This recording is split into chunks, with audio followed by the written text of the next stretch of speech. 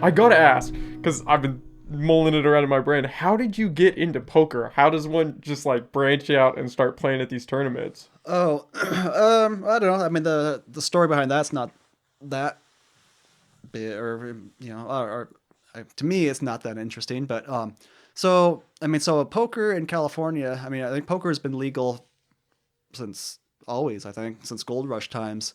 So in California, poker is considered a game of skill, not a game of chance.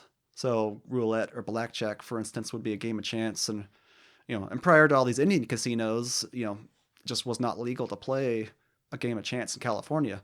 But you know, for since like I said, gold rush times, there have been poker clubs, um, or poker rooms, that throughout California. There, in fact, there was one in Old Town Eureka, the S&K card room.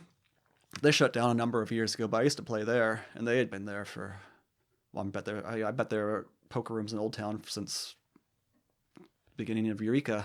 Um, so there are legal outlets to play poker, in California and including in the Bay Area. So when we were living down there, I worked at a pharmaceutical company in Berkeley, and actually, well, in Emeryville, it's like the town next door.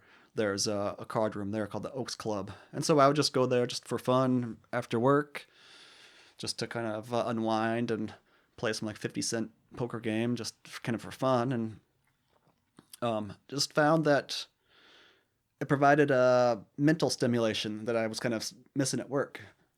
A lot of what I was doing, as far as the chemistry stuff, there was some, some kind of new stuff, kind of creative science type stuff, but a lot of just routine, like okay, do the same test over and over again, and and so and then I was fresh out of school, and so where I was just used to getting more mental stimulation, just kind of found that, oh hey, poker really forces me to think about things, or start thinking about, okay, well, if there are 40 cards left in the deck, where the odds that the next card's going to be a club, um, and just kind of giving me that mental exercise that I kind of felt like I was missing, and so I started doing homework, research about it, looking online and getting books about poker strategy, and um, then over time, it was a hobby that just actually happened to be profitable, and I know it's kind of a gradual thing, that I just kind of Slowly slipped into it. kept getting more and more serious about my poker, and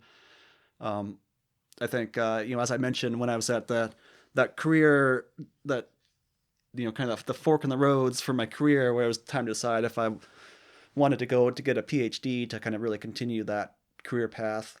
Um, I kind of decided I wasn't ready to commit to that. I'd probably put as much effort as I would have in a PhD into my kind of poker, you know, kind of development and research and kind of homework. So, um, in any case, that was itself kind of a gradual process that just started off as a hobby and made me realize that it was actually pretty lucrative. And then, but the reality of it is still not as glamorous as it seems. You know, Mm, the traveling around the country is fun at first, but then staying in hotel rooms all the time could is get old it pretty gets old. quick. And then the actual poker playing itself is it's not very good for you. I mean, so What do you mean by that? well, you're sitting, so it's there's no physical activity. You're just always sitting for like hours and hours at a time, and then it's stressful too. You'll be periods of just kind of not doing anything, but then there'll be like really important kind of hands that come up that you're focused all your energy on, and your adrenaline is really going, especially in like a tournament where you get down towards the end of the tournament, and each decision could be thousands or even potentially millions of dollars based on a single decision. It's just the stress hormones in your system are kind of always kind of spiking up and down, and um, it I don't. I mean, it's quite the experience, but doing that as as a full time job, it It's it's pretty intense. yeah, it can wear you out a little bit, and also once it turns into a job, Probably just loses the fun, yeah, huh? anything, Yeah. whatever you can think of that you enjoy doing. If it turned into your job, you do 40 hours a week or more. it's not going to be quite as fun as it used to be. Yeah. What's the most you ever played for?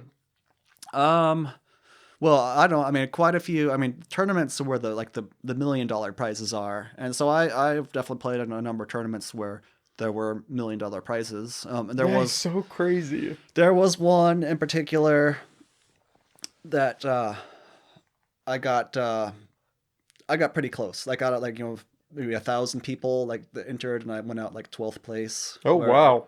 first place was I don't, and I won. I don't know, who knows, several $1,000s or maybe 10,000 or I don't. And I've won like in some of those tournaments 20,000 or $30,000 in like in a single kind of setting or a single tournament. Whereas not uncommon, but as far as those like big $1 million paydays, I just never quite hit the right combination of cards to do it. And doesn't it, even though it is a game of skill, there is a luck is a big factor. The skill plays out over the course of days or years, where when you play thousands and thousands of hands over time, you will average ahead. Mm-hmm. But when you talk about one specific day, or just One hand. or just a few dozen hands that determine like a big outcome, there's you really just there's a lot of luck there. I mean, it takes skill to get to that point, but you still have to get those lucky cards. And Yeah, it's like that culmination of events, right?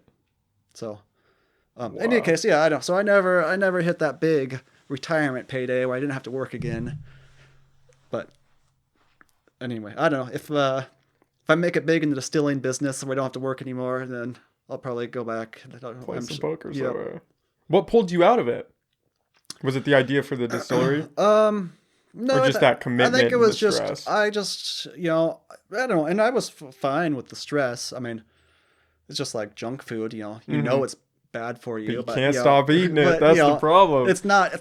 That doesn't mean it's hard to do. Mm-hmm. It's not hard to sit there and and it's still I mean, that's why gambling itself can be addictive, and a problem for a lot of people is because when you do win, it's a big reward for your system. And so but I think, I mean, so the actual doing it part, I never really felt that burnt out, but I think just the knowledge that, hey, this isn't good for me.